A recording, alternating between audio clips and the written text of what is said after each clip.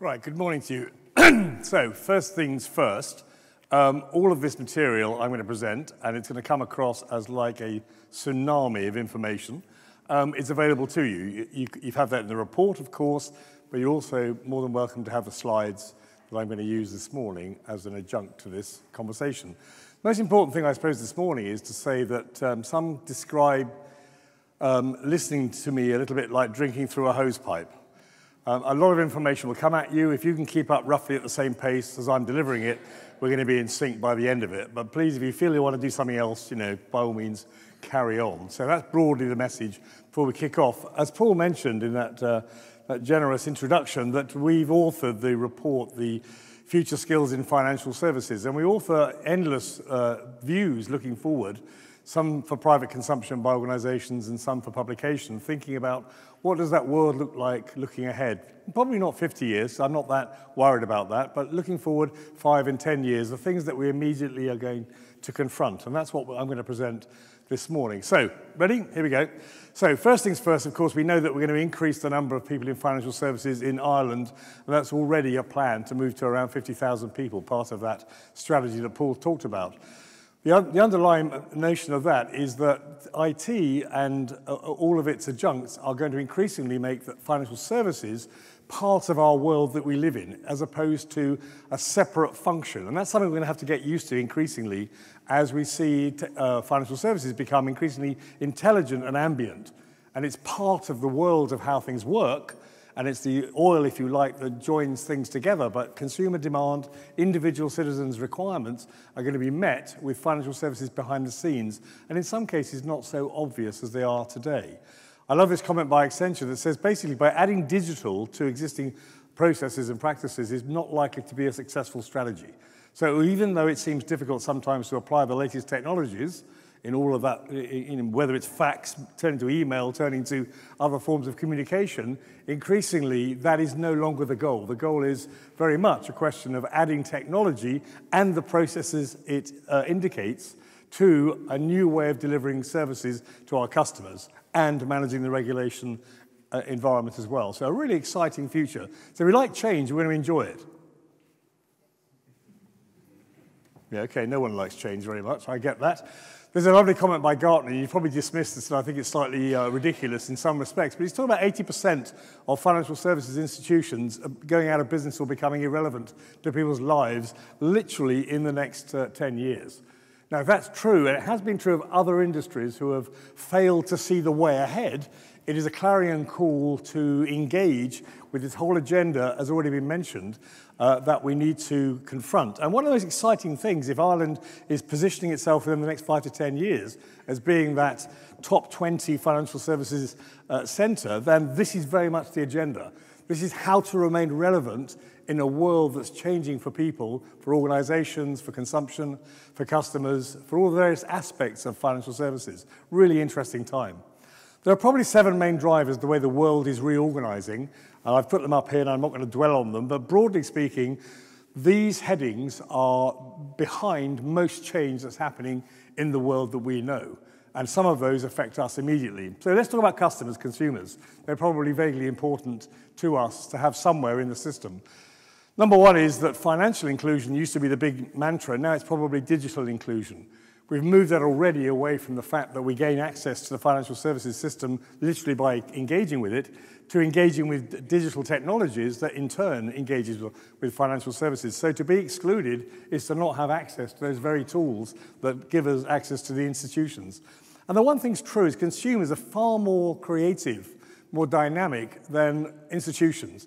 And that isn't that institutions are bad, is that anybody can go out and buy an iPhone and download 15 apps and it'll take you 5 minutes. And you're now using the latest tools. And their version of artificial intelligence they're going to employ on their phones will compete with our versions of artificial intelligence trying to sell products and services to them. So increasingly, customers are going to become more dynamic and, if you like, more confrontational and have more choice in terms of where they receive their services. So, if that's true, then we are increasingly going to want those connected devices to give us a single access to every form of services we want. And equally, in an omni-channel environment, I want to consume your services however I want them. So I might start a conversation on a chat bot, I might go to a contact center, I might move to a desktop, for example, and then complete the transaction on a mobile phone, or of course ambient. I might just talk to my Alexa at home that I want to finish the transaction I started on the bus. So increasingly, those channels have got to become entirely transparent to the user, and that's quite a challenge, as well as keeping things going in the traditional way. What I love is that most firms today are moving towards being Internet of Things firms. Digital is now, we're now leaving the digital era. We're assuming that most organizations are already digital in terms of not just the technologies they employ, but also the attitude, the culture, the processes. And now we're going to make those intelligent, which is the AI era, if you like, and all of that implies. But also we're introducing the concept that everything will be quantified. Everything will have a sensor that's checking its condition, its status, its location, and that increasingly is going to give us access to vast pools of data. So if you think you're dealing with a lot now, that's sort of the equivalent of 22,000 faxes turning into 22 trillion faxes, and those every day. So the rate at data increase is going to be phenomenal. And if we have any idea of what to do with it, it's actually going to give us a great advantage. So this is probably one of the #1 things that any financial institution, any financial center needs to become unbelievably competent at. Amazon and Baidu and others, of course, across the world are making customers increasingly aware of the level of service that they can expect. We used to have delivery every 2 days, it was reasonable. Then we had delivery the next day, and now we have delivery in the afternoon. And the only better version of that is click and collect and we go and get it. So increasingly our expectation is I don't have to wait for the delivery of what is a service, after all, and is not a product, and is not often involved with paper, unless you're counting notes.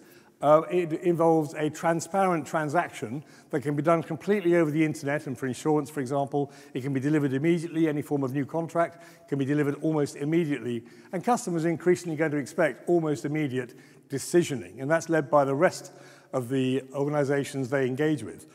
I love this fact that came out recently, is that about 60% of smartphone users, who are at the avant-garde end, if you like, or there was in the past, of people engaging with technology, are saying they expect banks to anticipate their needs. So we have to increasingly not just work out who our customers are and how they're presenting themselves, but what will they want in the future and how can I help? And if we want to be a trusted advisor, sometimes we point them somewhere else. So increasingly, that whole transaction's changing to meeting need, to understanding their expectations and needs and getting it mostly right. And that way we might become increasingly trusted. I love this concept that, as an individual, we used to just roam the world and engage with whoever we wanted. And now increasingly, systems and processes and sensors know where we are, and we will share our diary with these systems to get traffic management on larger cities down to a fine art. So we'll open our diaries up and we'll share them with people we trust. And of course, the sensors and the systems we use and engage with, whether it's physical presence or it's online, will know what we're interested in and to what degree we're interested in it. And it'll know where we are. For example, all of your phones are probably pinging messages saying you're static, you're in here, and we know who's around you.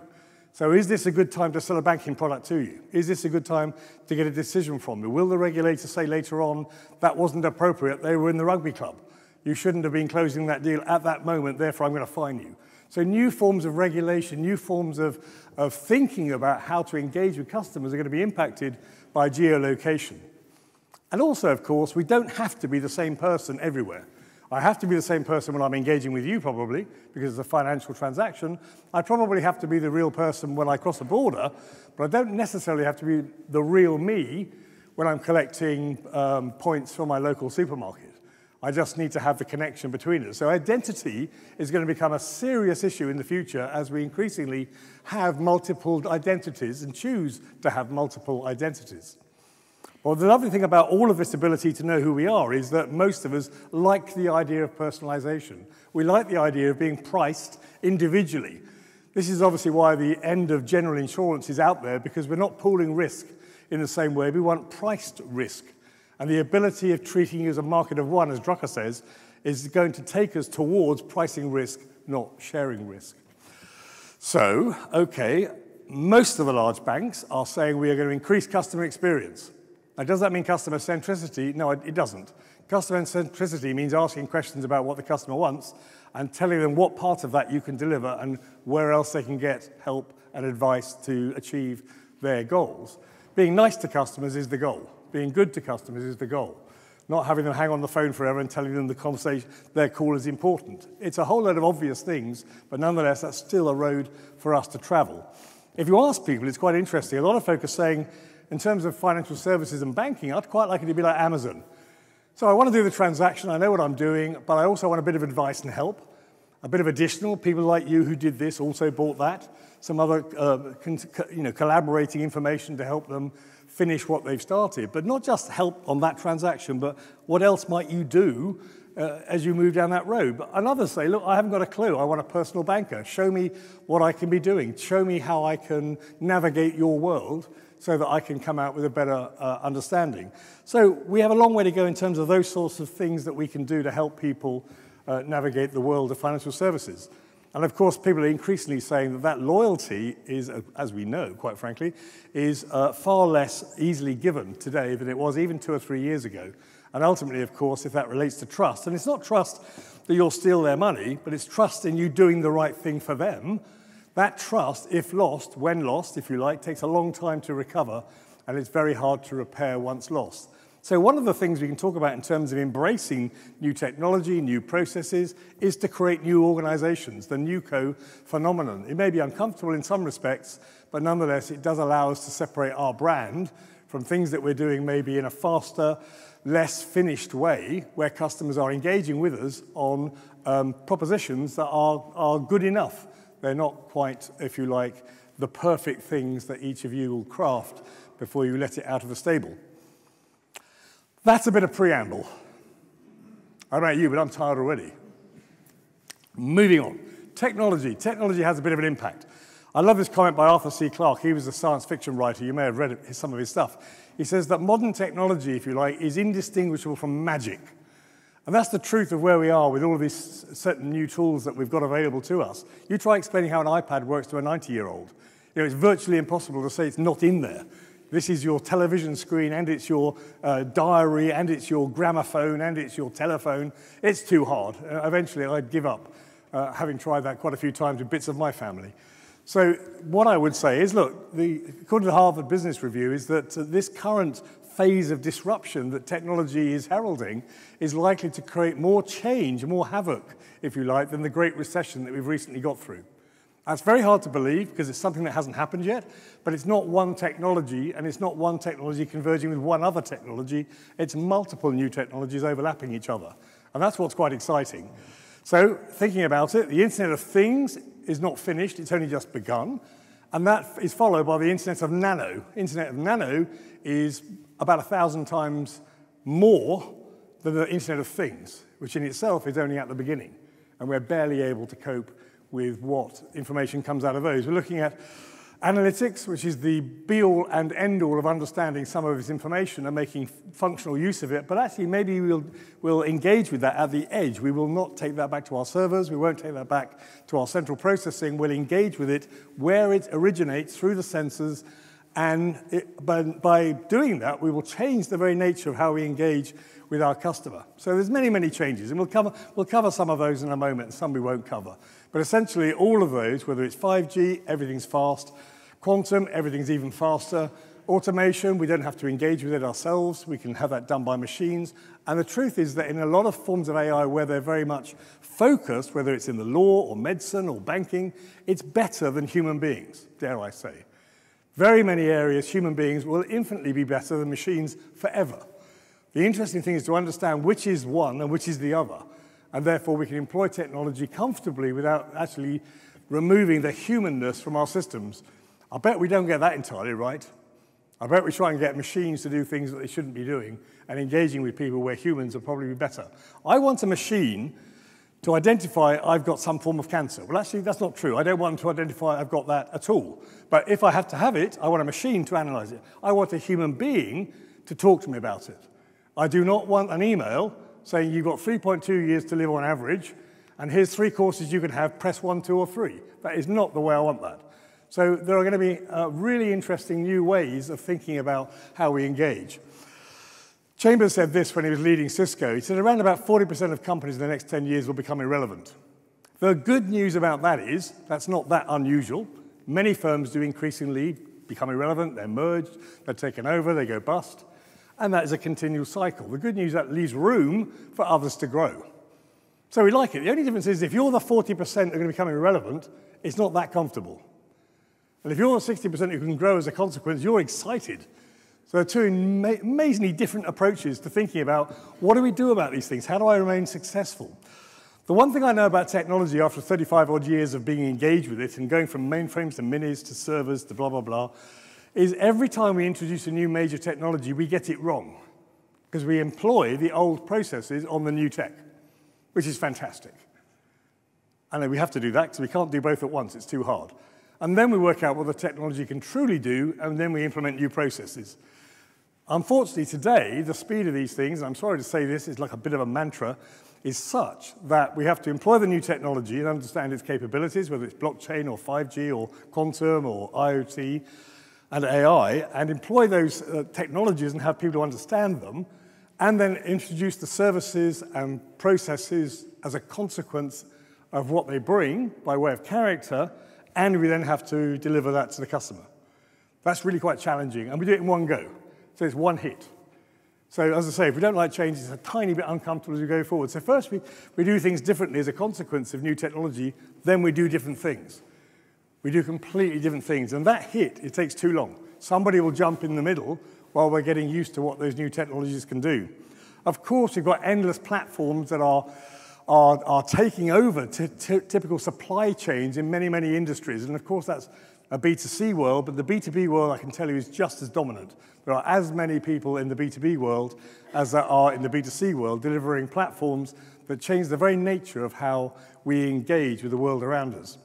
Of course, we've got endless amounts of invested fintech and instech and AI and all these other areas, but we're talking about hundreds of billions of dollars of investment in these firms. So some of those companies will succeed. Some of those will produce viable options for customers. Some of those will get regulation because they help customers achieve what they want and citizens achieve what they want quicker or better. And so increasingly, keeping an eye on who are being invested in and what sort of products or services they're looking to deliver, and whether they want to partner with you today, but they really want to steal your lunch and deliver straight to the customer, understanding those nuances is going to be quite key. Equally, of course, connectivity and the network itself has become more important than anything else. And it's true in almost every walk of life. Being able to connect to all that information, to be able to connect with individuals and organizations is more important than it ever was. And I love the fact that AI is considered, artificial intelligence is considered by 64% of Irish CEOs to significantly change the way we do business. And the truth is, are you ready to significantly change the way you do business? Not just change, but significantly change.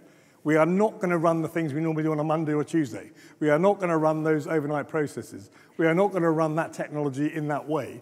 We are not going to employ those sorts of people. We are not going to engage with customers in that way. That's a massive change in the culture and operations. And the truth is that's where we've arrived at. And the faster, the quicker, the easier we find it to engage or consider that's even a possibility, probably the better we will be long term. So the good news about AI is it can grow revenue significantly and it can reduce operational costs quite dramatically. So there's a great advantage to doing this, but navigating that in the right way is going to be our challenge. And employing the right people to do that is going to be our challenge. And we are here talking about work and skills, and we will come onto that in a moment. But this is the background as to why all of that is likely to happen. It's going to happen just as much in hedge funds, where these organizations, Bridgewater, have a goal of 75% of decisions being made by machines. What does that actually mean for the 25% of decisions that are left? Do we reduce staff? Do we overwork them? Do they have the hard things left to decide? Or do we give them less hours to work because they've got the harder things and not the by rote things they have to achieve? Interesting way of thinking about work itself. If you ask fund management, the workforce itself is going to shrink dramatically, and those who are left are going to increasingly need to be retrained and reskilled to become effective in the world ahead. So many, many views of changing work for people, changing numbers of people in those industries, and the very nature of work itself will in many ways, become more challenging. The things we put on our to-do lists that are quite pleasant, even though we pretend they're not, and we can achieve them relatively easily, and we quite like them because of our character, maybe by rote, even though they're probably something of your domain, machines might do that work. So you're left with the difficult things you put off, or you take a little bit of a look at and then move on to the next thing and convince yourself you've done a sufficient amount of work. What if you're only left with the hard things? What does that actually mean for you as you go from day to day? It sounds awful, but maybe your employer just says to you, look, work 15 hours a week. Hurrah. So no longer do we have to flog away that they're doing 30, 40, 50, 60 hours a week because that's what we do and we know how to do it. We do 15 hours a week, but it's really high value. How do you persuade an organization to run on that completely different basis? And that's one small issue. Okay, if you look at insurers, and insurers have got their own issues, to say the least, but they see AI having the biggest impact. And the biggest impact for them, of course, is when I said before, you get down to price risk. If effectively you're having a Lloyd's of London for every individual, I will price the risk that you want me to price. I'm not going to sell you a product, because the idea of products was never sensible in a service industry. It's convenient for us, but it isn't actually convenient for customers. So increasingly, insurance will come down to, what do you want me to price? What risk are you concerned about? What are you worried about in your world? And I'll price it. End of story. So that means all of those products, all those specialities, all of that pooling of risk is going to go through the window. Equally, you've got people like AXA who are saying we're saving 18,000 hours a week just with a few chatbots. 18,000 hours of work a year. Now, are we saving 18,000 by removing people, or are we moving them on to something else? And this is what's quite exciting, is if we say we're moving them on to something else, what else are they doing? What are we doing for 18,000 hours a year that's going to make a difference to what they do? And there's plenty they could do, and that's quite exciting yet again. Underwriters have always had amazing abilities to analyze data, come up with algorithms, if you like, to work out the underlying risk. Well, maybe they're going to start selling it. Maybe we're going to start selling those skills to other people who equally need to use those skills in the future and therefore make money. Of course, the bottom line is that technology is going to impact every single financial services job.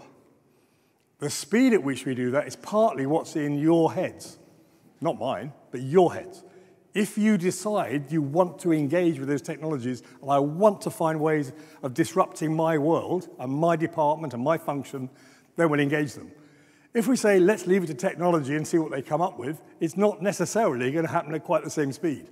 So it's a mental decision, a culture in the organization to embrace. And of course, before you embrace, you need to know what it is.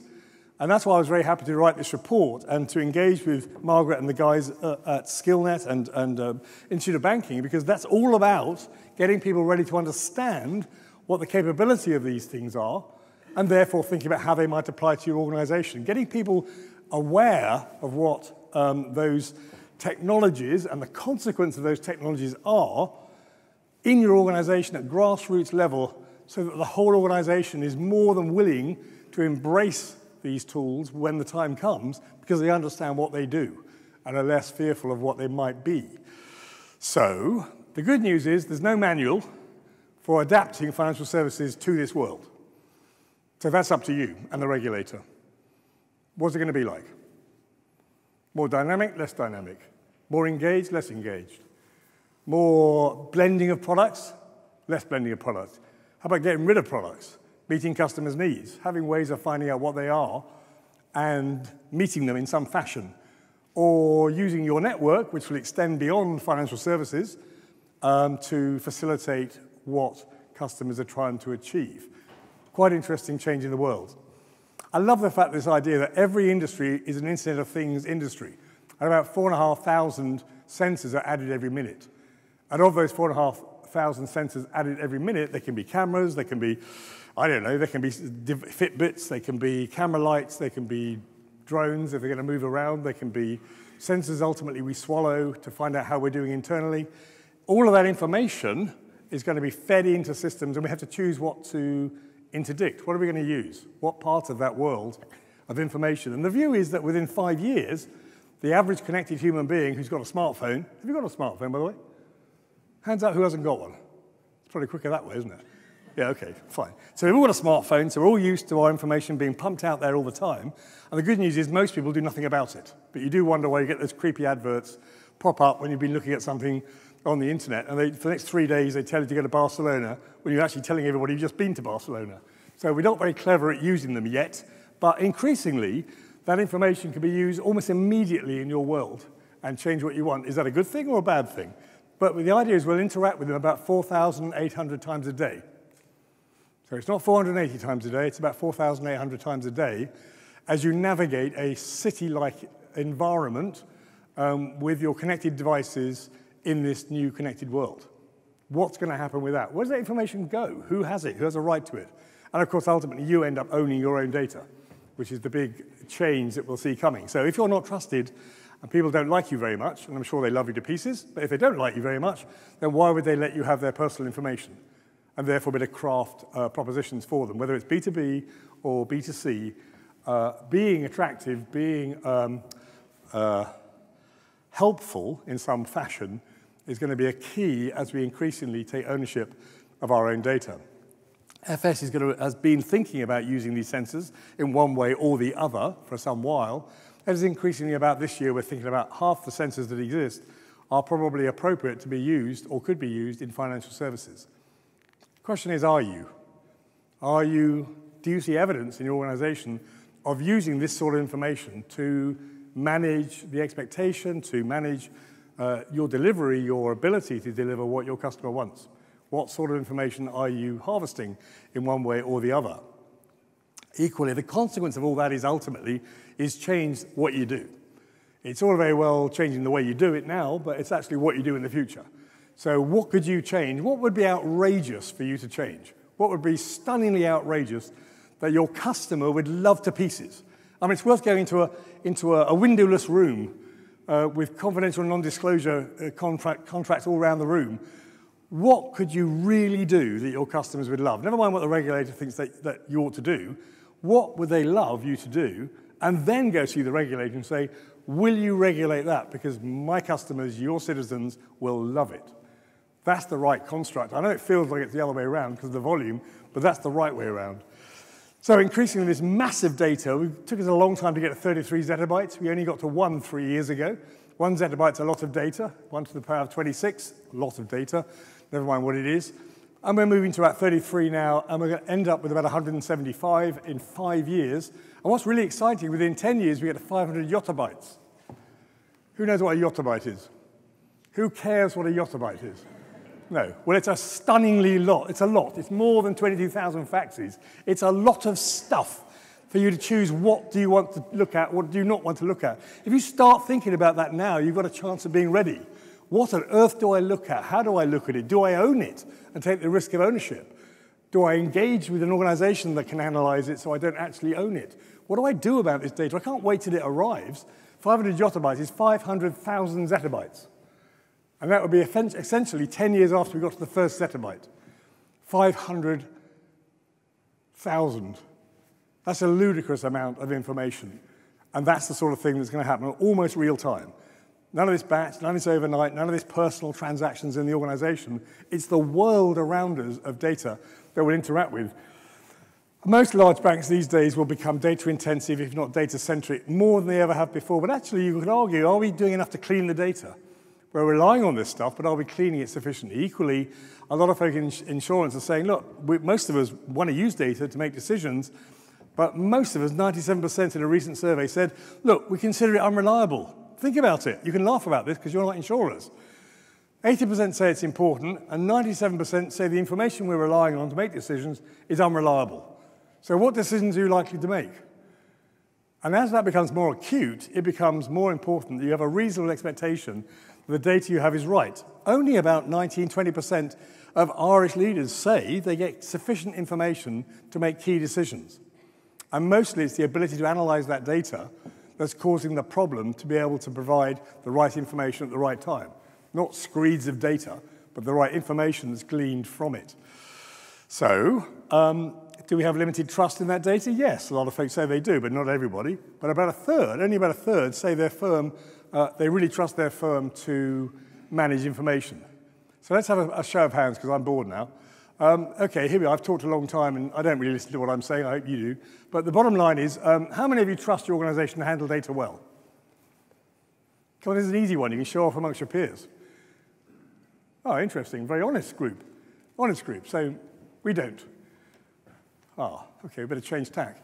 All right, this is the bottom line, isn't it? At the end of the day, it's the bottom line. Whether you've lost the key to the database, whether you're looking at predictive analytics or prescriptive analytics or autonomous analytics, these are all things that are every day today. Autonomous analytics is systems that you might employ that analyze what you don't know they're looking at to give you answers you didn't know you wanted. You need to listen to that on the video later. But basically, it's not understanding why you've been given this bit of information, but it'll tell you what to do through AI. So that world is about to inhabit us, where we're going to get increasingly encouraged, may I put it, to take certain actions based on information that's been received. It better be accurate, otherwise we might be in a degree of trouble. So most of us want to be in a data-driven organization. That sounds good, doesn't it? Being a data-driven organization. We always make sure in marketing and in sales and in organization and operations, we always use data to make decisions on what we do. And okay, yes, let's put our hands up and say, we want to do that. But actually, you think about the number of people who've got a data culture, that all of us are together looking and creating and sharing and refining and improving information is not true. Very few of us actually have got a data-driven culture, and that's one of the key things. But if you look ahead, because it's sort of what I do a little bit, you think that most information is generally not that important, but increasingly with that world I've talked about in terms of sensors and immediacy and that data being used at the edge where our lives are being led, that information is hypercritical. Or 10% of it is hypercritical in the next few years. So you think about it, we can't take a view of data that it sort of doesn't matter how accurate it is, and we can do things in our normal way. We have to think differently about whether we are an organization who really get that it's important to not just collect it, but manage it and think about how we increasingly are going to clean that information. In fact, that organization doesn't exist, but should exist, that cleans data for everybody. So the generic information should be cleaned at some level. We do it with numbers through various large bodies who clean data and make it available to you, credit scoring, etc. All of those other good things. We haven't quite got the hang of doing that with data yet, and that's one of those organizations that yet to rise and exist for us to tap into. And I've wondered why we haven't done that for quite a long time. The nice thing about that data is it ultimately does decommoditize what we do. So we've been commoditized for a whole bunch of reasons over the last 10, 15 years, particularly, especially in the retail space, I might add. With this sort of information, we can massively decommoditize what we offer our customers. If we're retail, it's very easy. It's also easy with B2B. You can get down to individual person's level of what they want and deliver that as best you can to them in a way that is reliable and allows you to reduce the risk of sending information that's false. We have to maybe move from the idea that we'll have moments in time when things happen, they want to buy something, sell something, save for something, prepare for retirement, whatever else, to a day-by-day transactional relationship with the customer. Most customers, if you ask them, are actually very happy for you to provide them information to make their life more successful, if it's personalized, if it's relevant, but not if it's not, and it's constantly selling whatever it is you do. We are less interested in helping you be successful and more interested in me being successful. And if we customerize to that extent, that we think of the customer and how we can help them be successful, even, dare I say, sometimes saying, buy these 3 things from us, but buy that 4th thing from somebody else, and maybe even name them. That whole ecosystem of advice and guidance is probably what really we want. And it's the hardest thing, I think, for us to do. But 4 out of 10 top risk assessments are saying that data and analytics, and I'm sorry to go on about this quite so much, but this is the big deal. You probably got that from me already, and it's probably in the report a little bit to some degree. Don't let me put you off reading that. But nonetheless, it's managing that from a secure perspective and analytical perspective is very much the key. And of course, the security of ourselves, our organization, the information we hold, is a #1 priority across the entire industry. And I'm not telling you anything you don't already know. So that was technology. Okay, we've done consumers, we've done technology. What about the organization? Does the organization stay the same as we move through this world, or do we think maybe we have to change a bit? But let's have a think about that for a moment. The existing legacy systems, as we are now, simply won't cut the amount of change we're being invited to embrace. We've got about 50 years of technological change looking backwards, the rate of change, to embrace in the next 5 years. So it's really exciting. This is going to be a wonderfully turbulent time, more than the Great Recession. Well, that was a bit negative. This is a positive thing. Loads of new technology. Who loves technology? You had to, I got my hand up. That's nice of you, thank you for playing along. And you may well do love it. It's fantastic. What it can do for us is stunning. The stuff that's coming is like magic. And that's fantastic, but we can't carry on doing the same things. We can't have the same organization. We can't have, if you like, the same people. Not that I'm getting rid of you, you must stay. But, you know, we need to draft in new people who can help us embrace this world. So most folk are saying, and in Ireland I might add, that the organization has to change. So if I said to you now, discuss how your organization is going to change, it's actually quite hard to just say it'll change. Well, how will it change? You haven't got time to morph into it. You have to be deliberate and move towards it. What is it going to change like? Well, at the same time as doing that, maybe we shift from this product idea. Who thinks products in financial services was ever a good idea? It's an interesting thing, and there's a fair few people, and that ring fences areas of service, but actually we're a service industry. We should have moved from products, when it was hard and on paper, manual processes, to services as technology took over. When you simply say, how can I help you? And then you apply your skills, your knowledge, your technology to deliver components of other products to them in a regulatory compliant way that they can actually understand what they get. They don't have to go through pet insurance, cat insurance. I'm taking the mickey out of insurance here for a minute, which I shouldn't do, by the way. But we don't have to go through product by product by product, consuming what we want. The whole model, the whole mode, the whole thinking of what banking is, what finance is, will need to completely change as we go forward. And maybe banks will increasingly become purveyors of health service. Who's got that on their strategy? So we're going to provide feedback on the best doctors to go to, the best procedures to have, and the best physicians and medics to engage. That's not for us. That's not banking. Well, the good news is there are people around there who clearly don't know what banking is.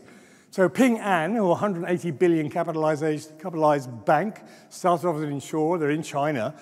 Different regulatory practice, I get that. But they get between 300 and 400,000 feedbacks every day on best medical procedures. That's pretty cool, isn't it? That's going to attract their customers. And this is a finance house. This is a bank, a retail bank and a finance house writ large, and they're growing like crazy. So areas outside of our highly regulated internal market thinking are creating brand new propositions that are quite attractive to customers. And that's the important thing. Does that allow us to do something similar, if not exactly the same? The other thing is that we're going to have more and more ecosystems and more frameworks that we're going to engage, and I'll cover that in a bit more detail. But these ecosystems are ultimately going to replace, in the next, I think, 10 years or so, about a third of global GDP.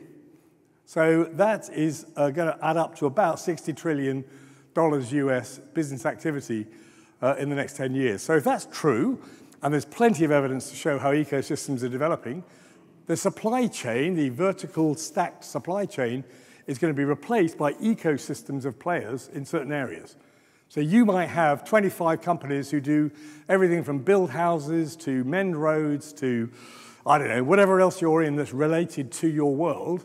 So for example, if you're into mortgages, maybe you're part of a network who facilitated and engaged the building of 3D printed houses.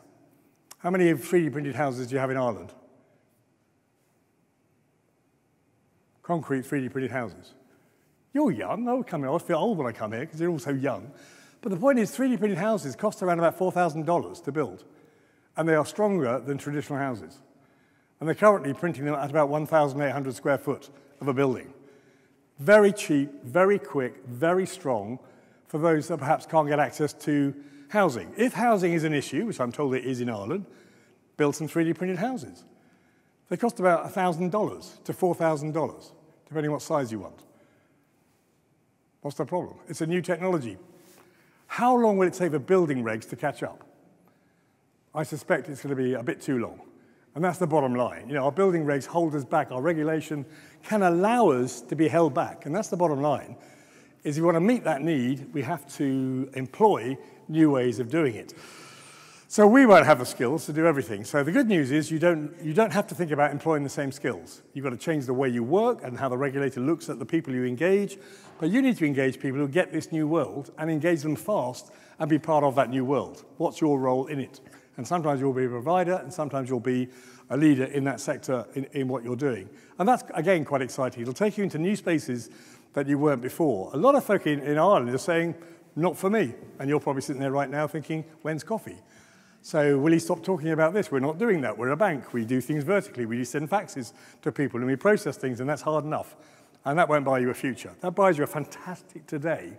It doesn't buy you necessarily a future. So 25% of us are saying, don't want any more partnerships, thanks very much, and I don't want strategic alliances with anybody else either. And that's below other sectors, other nations who are thinking very differently about partnering with other non-traditional players. So partnering in networks is going to change the very nature of what we are as an organization. And maybe the perception of that by our customers is going to be stunningly brilliant. Perhaps they're going to love you to pieces because you've enabled them to be more successful in their lives by what you did. That's an exciting place to inhabit, isn't it? Maybe they're going to love you more than anything else. Bank is going to become the most loved institution in Ireland. That's not bad. It's a goal worth going for. And that's possible if you think about where all of this takes us in terms of new models and service lines and capability. And finally, of course, the important thing, which is all about skills and services. Around about half of us think that, this automation won't really affect our workforce, so we haven't made a plan for it. I won't ask you to put a show of hands up who's made a plan for how this automation will affect you, because that is a little bit unkind, and we are in a room full of people who compete with each other. But it's an interesting one to challenge yourself with. How much have we said we will need to change as a consequence, the people in our organization, whether it's skills acquisition or new people in the next short while?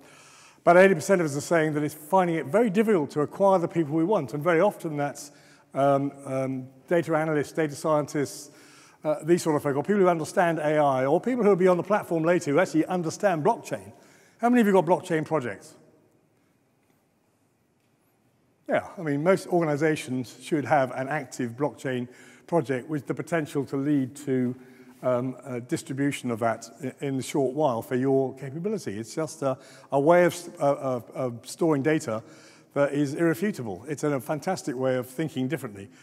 So we need a lot more people in Ireland who are business analysts, who are data analysts, and that's even more people in Ireland across all industries and sectors than the number of people involved in financial services.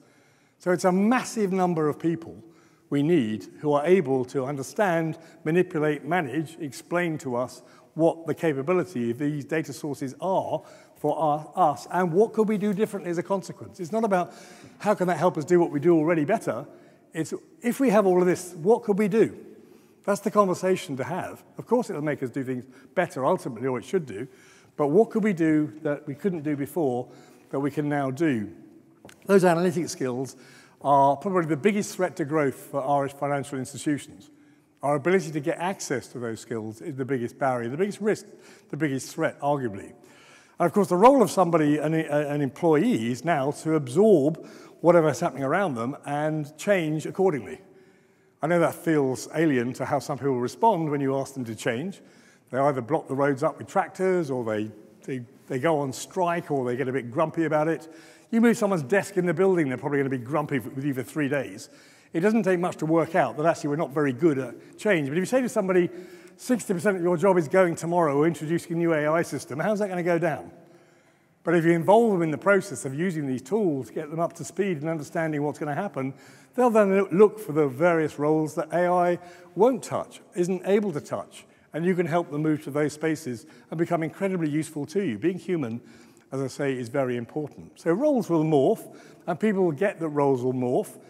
I think it was the Bank of America said more change in this next 5 years than in the history of humankind. And that's a great quote from a bank, that we need to get people to understand it really is that much change, and it really will affect you talking to your customers on the telephone or writing to them or emailing or even, God forbid, faxing.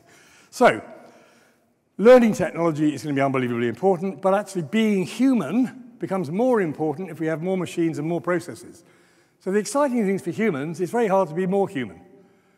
And that's the great thing. So we move in two directions. We want people who understand technology and data, and people who are even better at talking to other human beings. For the very example I gave you about that medical example, Deutsche Bank say this, he left Deutsche Bank and joined Ernst & Young. And he's saying banking careers, we probably should have 4 or 5 different careers in a bank, which is quite exciting. Different departments, different functions, in different places, in at least a career. I mean, how long are we going to live, roughly?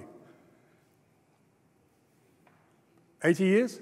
Wait, that's not actually true even now, because it's 80 years when you were born, and you're not dead. I assume you're not dead. So if you're not dead, you've reduced the average of dying. It's quite good, isn't it? So you live to 100. So whether you like it or not, they were wrong. Bad luck, you've got 20 years more. What are you going to do with it? And that's the whole point. I'm not going to live to 80. I'm going to live to 100.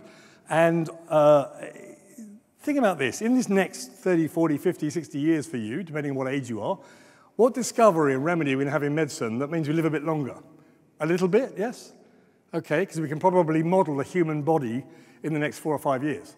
We could never do that before. So we can look at the atoms of a medicine and see the effect on a whole body using quantum and new methods and instantly know whether that drug should be released or distributed.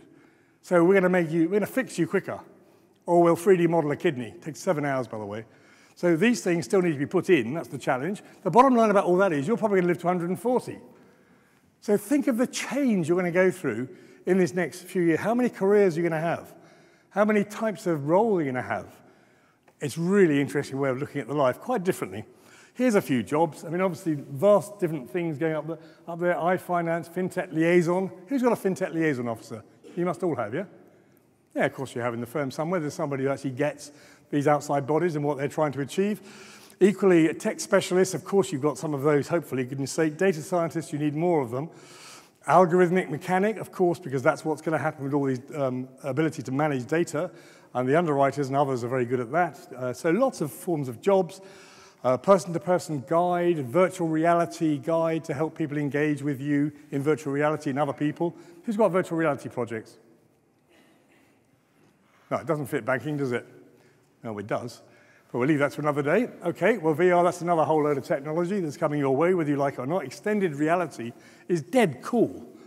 And the reason it hasn't taken off at the speed it should have is you've got to try it before you love it. And I've taken boards through it afterwards, and they all say, wow. The one word that exists after you show somebody something interesting and relevant is wow. Because the first time data is, you're in it, you're not looking at it. You're in a process, you're not looking at a process. And that's a fundamental change we've never had before. So flexibility, adaptability of people in your organization who are aware of all this are going to mean that you're an organization that can succeed where others perhaps don't. Maybe we need to look at where our AI cannot possibly be successful. And there are very clear blind spots where it isn't by rote, and it isn't process, and it is intuition, it is emotional. There are areas where being human are very strong characteristics of roles that we want in our organization. Equally, moving people inside the organization is stunningly important. But actually, most folk in business say they're bad at doing it. I mean, are you quite good at it, moving people around?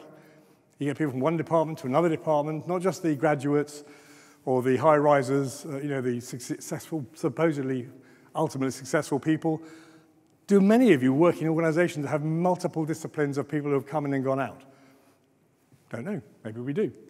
So if we use AI at scale, of course, that talent are the ones that are going to allow us to show how it's used with your banking knowledge, merged with their information and their technological skills, closely married, are going to produce whole new propositions.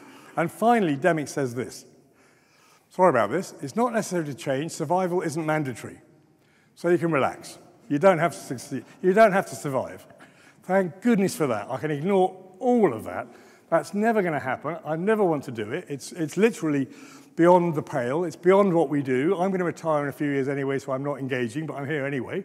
I'm quite waiting for the next speaker to come on, or I quite like the coffee, and it was a nice invitation, so I've come anyway. Or we can engage some of it. That's the whole point of it. We can think about what does the next world look like. And you're very good at being adaptable. The bizarre thing about human beings is we are stunningly adaptable to the way the world's changed. But you tell someone about the world in the future, and we are scared of it. It looks alien, it looks unlikely, it's a foreign place, I don't want to play, I want to go and do something else. And that's the nature about looking ahead, is that's not something we do a lot of, and when we do it, we don't quite like what we see, so we're quite happy to live now. But we've been brilliant. Look at the last 10 years, we're fantastic. You've all got smartphones. Some of you have probably even got apps. The point is that all of this leads to us doing things in a completely different way. It doesn't lead to us doing things in a traditional way, so we're likely to see huge changes in the way we operate. We want to mobilize and motivate our firms to think very differently about the way we can be in a few years. If you've just got some people thinking differently about the way the world works, if you've got some people who are focusing on new technology and getting them to tell you what's the implication for us as an organization, what's the implication for the roles that we're doing, that's what we need people to do be the headlights for our organizations, to think ahead and think about how customers are changing, technology and processes, regulation are changing. We have to be proactive at shaping our organization rather than just bumping into the next change and coping with it. We have to think differently about where do I really want to be in 5 years' time? What does that look like and how can I possibly get there? And what steps can I take to move towards it without it being a massive shock? And maybe we need organizations to think more about the skills we need to acquire to be able to do that, because they're not necessarily the skills that we've been traditionally good at collecting or navigating our way through. So the back office is going to have to change, but it can change in a way that actually delivers new capability that we can sell. So we're seeing that already with some banks who have turned some processes, BlackRock, obviously funds, and Ping An are now selling their capability in the back office to other people. So the very nature of changing these things in a way that's attractive means you've got a new revenue stream rather than a cost center entirely. A lot of us are finding it incredibly uncomfortable with the idea of working with robots and human beings. Who likes the idea of working with a robot? How many of you got robotic systems in your processes? Well, you're already doing it. The point is we are increasingly going to see humanized robots, but that's the sci-fi bit. The bit is we've got more and more automated systems that we're increasingly getting used to doing. And actually, you ask most staff, they say they're quite comfortable with working alongside robots, systems, smart systems, if you like, not necessarily physically, crazy robots.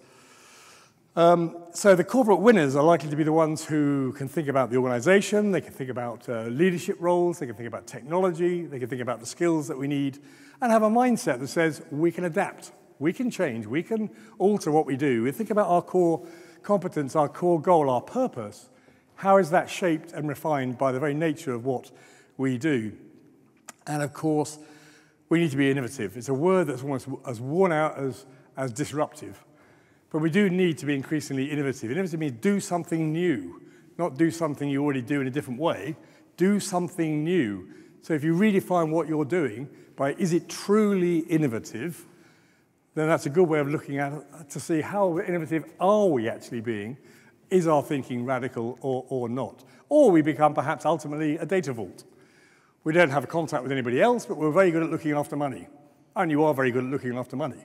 That is an absolute core competence that everybody trusts you to do. And the things that engage people, maybe that's fintechs and instechs and everything else. So maybe the technologies where we have people engage with customers and markets is somebody else, and we do that.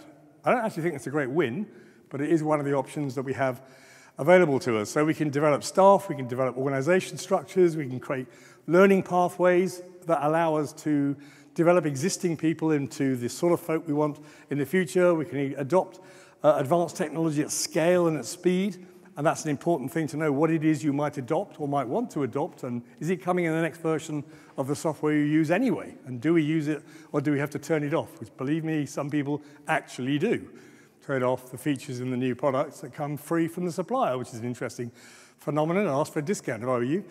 So we need to look at our portfolio and our products and the service lines we offer to figure out, are we actually meeting modern lifestyle?